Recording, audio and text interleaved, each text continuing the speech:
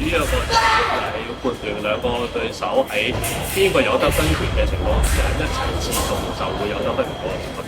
好明顯有一個吉先，一個吉後，咁但係只要個裁判嚟顯示嗰盞燈係着嘅話咧，個裁判亦都因應翻包括嗰個邊個有得分權，咁就會嗰個係唔知有機會攞分，或者未必攞到分。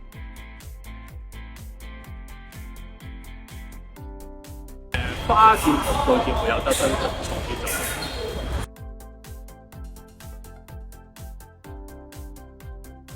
咁本身黃牌咧就正式嚟講就係一個警告，咁就呢個警告基本上就係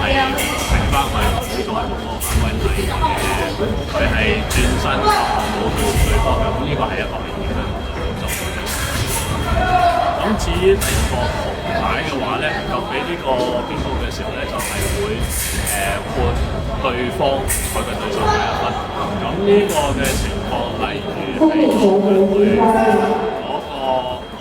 護手盤去撞落去對方面就，即使有心理咁本身呢個危險嘅動作嚟講，就會直接紅牌警告。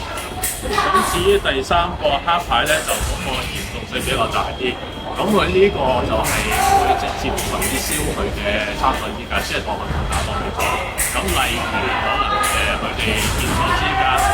因為嗰啲原因要讓分嘅話咧，咁就會係違反呢個體育精神，咁就直接俾黑牌。